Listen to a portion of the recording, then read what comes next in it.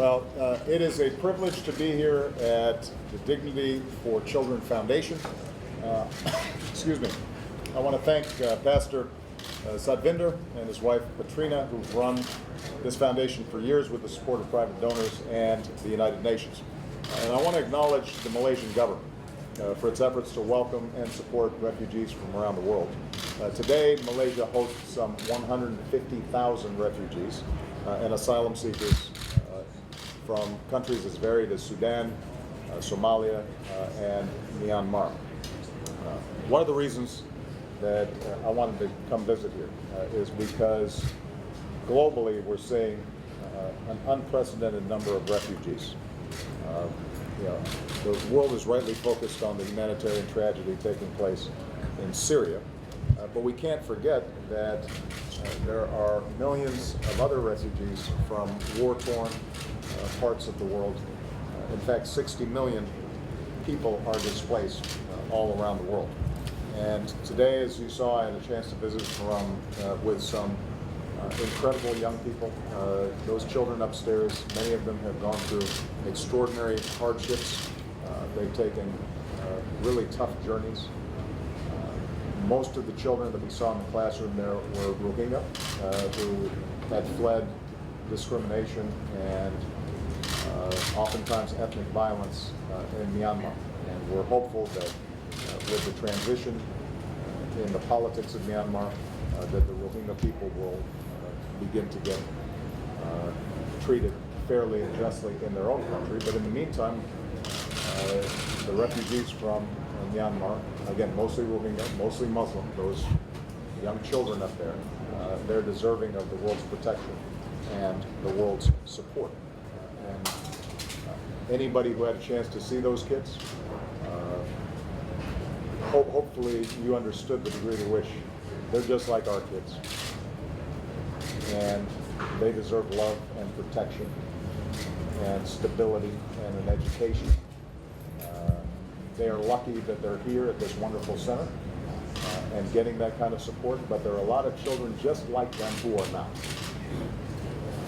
That's the face of not only refugees from Myanmar, that's the face of Syrian children and Iraqi children and children from war-torn regions of Sudan.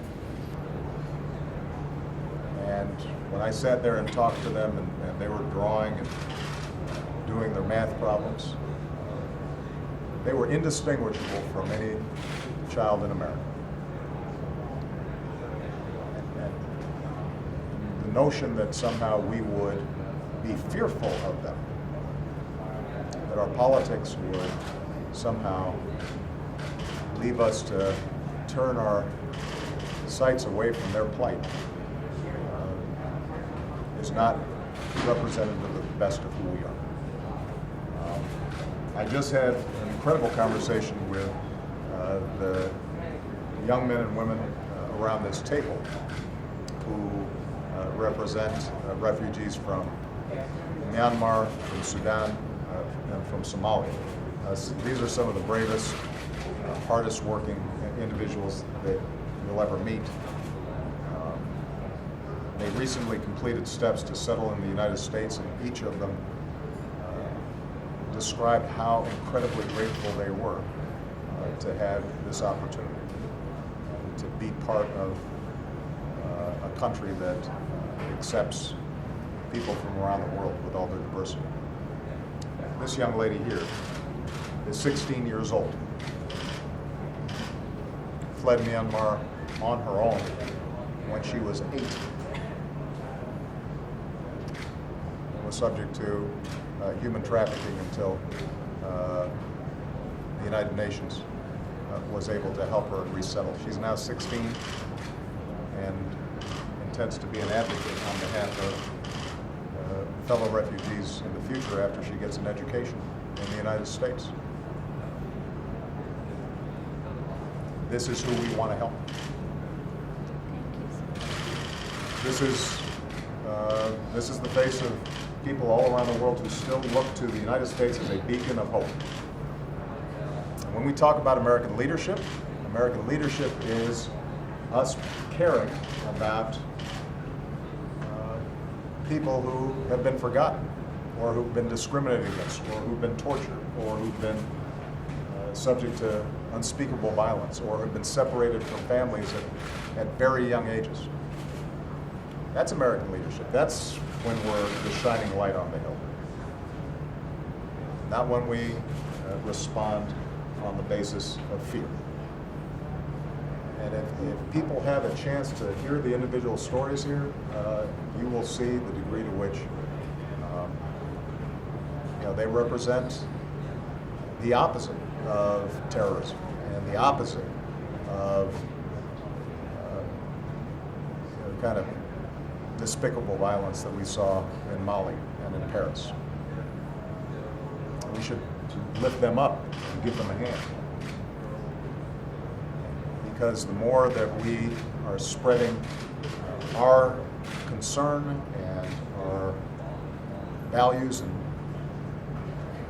our hopes and dreams with young individuals like this, some of whom, even though they look very young, already have children themselves, then we're creating more and more space for good people around the world to come together and to fight the darker, more violent forces in our world. So the good news is that in the face of this global crisis, more and more countries are recognizing that they need to do more. The United States is currently the world's largest donor for humanitarian aid. We have shown that we can welcome refugees and ensure our security, that there's no contradiction. And as long as I'm president, we're going to keep on stepping up and making sure that America remains, as it has always been, a place where people who in other parts of the world are subject to discrimination or violence, that they have in America a friend and a place of refuge.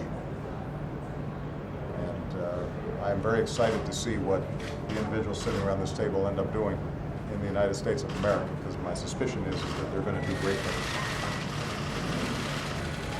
Thank you very much, everybody. Thank you.